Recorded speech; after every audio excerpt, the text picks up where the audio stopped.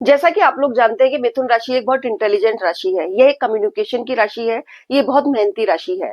लेकिन मिथुन राशि इसके साथ-साथ एक द्विस्वभाव की भी राशि है, जो कि 2 नावों के ऊपर सवार रहती है। या तो ये लोग कोई निर्णय लेने के अंदर बहुत ज़्यादा जल्दबाजी कर लेते हैं, या फिर कोई निर्णय ये गलत ले लेते हैं, या फिर कोई निर्णय लेने के अंदर इन लोगों को बहुत ज़्यादा देरी हो जाती है, क्योंकि ये बहुत ज़्यादा सोच समझ कर फिर कोई निर्णय लेना पसंद करते हैं। तो इस द्विस्वभाव राशि के जून का महीना किस तरीके का जाएगा, इनकी जो स्वास्थ्य है वो कैसा रहेगा, इनकी शिक्षा कैसी रहेगी, इनकी मैरिड लाइफ कैसी रहेगी, इनका व्यापार कैसा रहेगा, इनकी जॉब किस तरीके की रहेगी, और साथ के अंदर इनका भाग्य इनका साथ देगा कि नहीं देगा। आज इन तमाम बातों की चर्चा हम इस राशिफल के अंदर करने वाले हैं कि जून का महीना मिथुन राशि वालों के लिए कैसा जाने वाला है। तो आइए चलिए देर न करते हुए वीडियो स्टार्ट करते हैं। यह राशिफल मैंने चंद्र राशि के ऊपर आधारित है। अगर आपकी कुंडली के अंदर 3 नंबर के ऊपर मिथुन राशि है तो इसका मतलब आपकी मिथुन राशि बनती है। आप बोलते नाम के आधार पर भी यह राशिफल देख सकते हैं। पहले आप ग्रहों की स्थिति समझ लीजिए कि ग्रहों की स्थिति जून के महीने में किस तरीके से रहेगी। ये मैंने मिथुन राशि की कुंडली बनाई है। सबसे पहले लग्न के अंदर 3 नंबर लिखा है, यानी कि मिथुन राशि। अभी 14 मई को गुरुदेव वृषभ राशि से मिथुन राशि के अंदर प्रवेश किए हैं, और साथ के अंदर राहु देव भी 18 मई को वो पीछे की तरफ चलते हैं। राहु और केतु की गति वो आपके 10th भाव से 9वें भाव के अंदर गोचर कर रहे हैं। मंगल अभी यहां पर बैठे हुए हैं, जो कि 6 जून 7 जून को आपके 3य भाव के अंदर गोचर करेंगे, जहां पर केतु पहले से विराजमान है। इन दोनों की यहां पर युति होगी 7 जून के बाद से। फिर राहु देव आपके 9वें भाव के अंदर बैठे हुए हैं, जो कि उन्होंने अभी 18 मई को ही राशि परिवर्तन किया है। ये राहु देव पीछे की तरफ चलते हैं, राहु और केतु। और 29 अप्रैल को शनि देव कुंभ राशि से निकलकर मीन राशि के अंदर प्रवेश किए हैं। तो ये सारे बड़े परिवर्तन, बड़े बड़े ग्रहों ने राशि परिवर्तन किया है।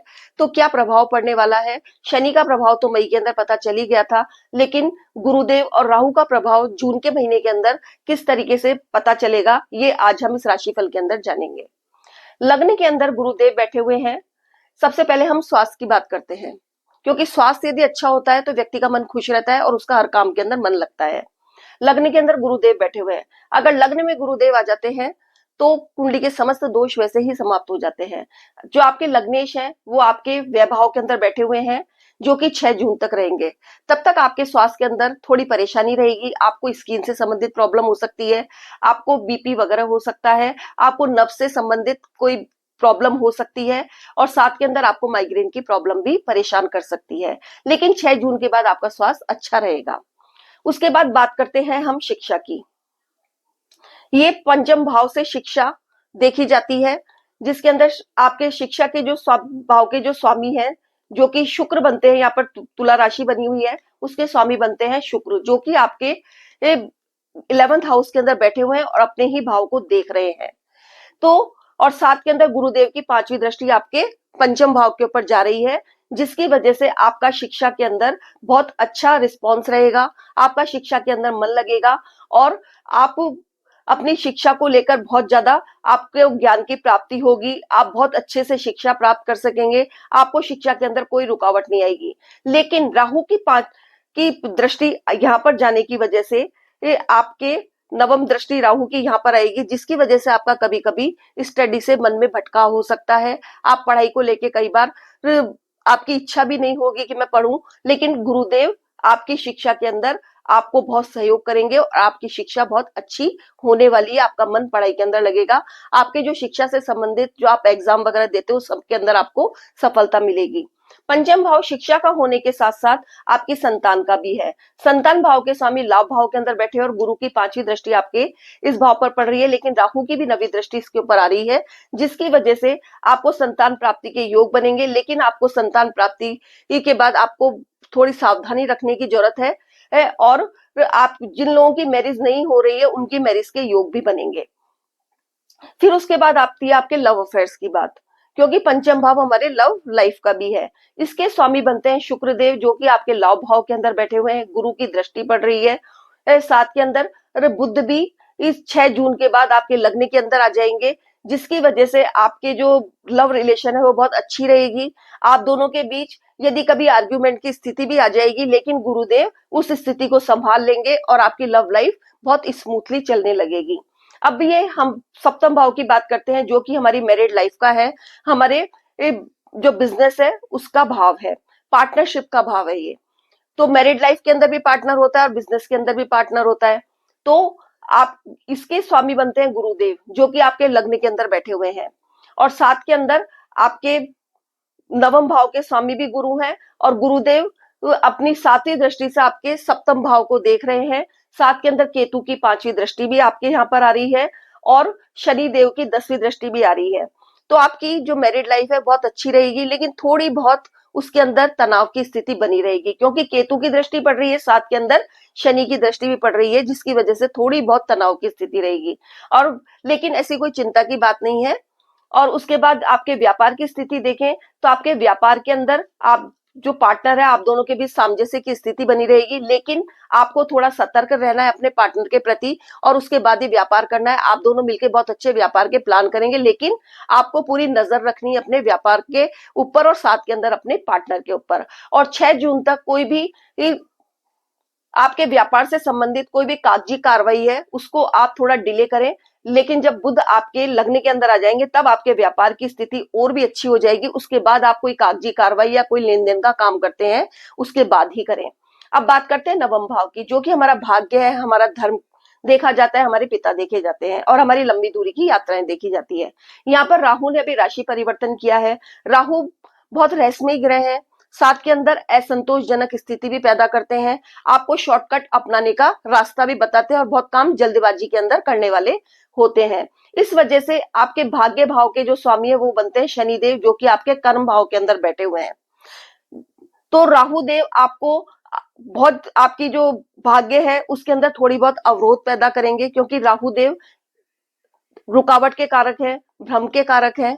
तो आपके कार्यों के अंदर हल्की फुल्की रुकावट पैदा करेंगे, लेकिन शनि देव इसके स्वामी होने की वजह से आपके जो काम है वो भले ही डिले होंगे, धीरे होंगे, लेकिन आपको आपका भाग्य साथ देगा।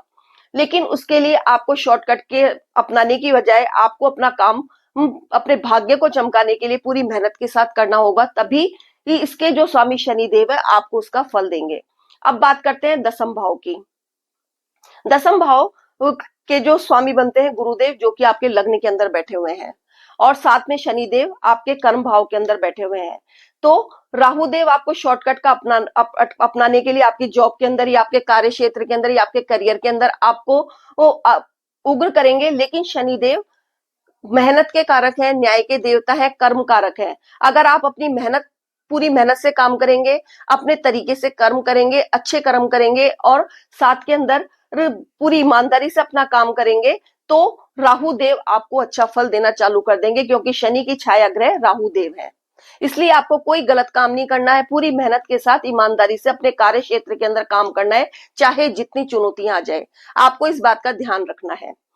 फिर गुरुदेव भी इसके स्वामी होने की वजह से लग्न में बैठे हुए हैं, तो बड़े बड़े लोगों से आपका मेल मिलाप होगा अपने कार्य क्षेत्र के अंदर।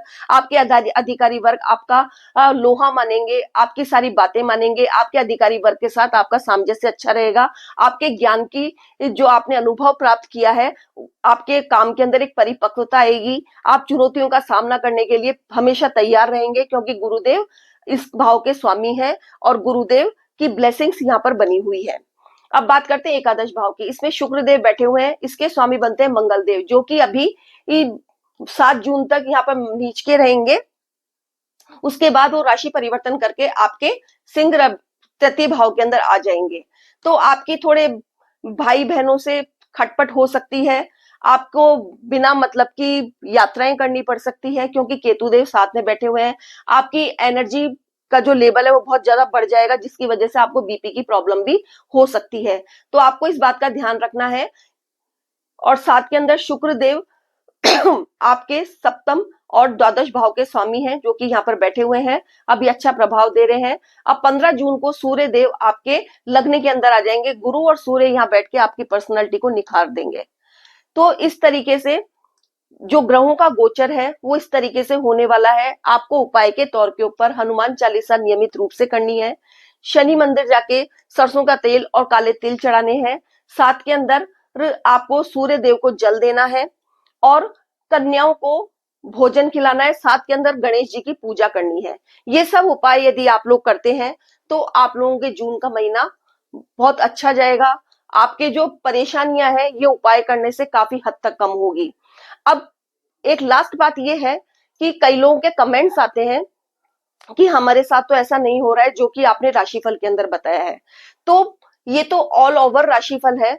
जो ग्रहों की गोचर क्या कर रहे हैं वो ग्रहों का हम लोग यहाँ पर प्रारूप बनाते हैं और आप लोगों को राशिफल बताते हैं।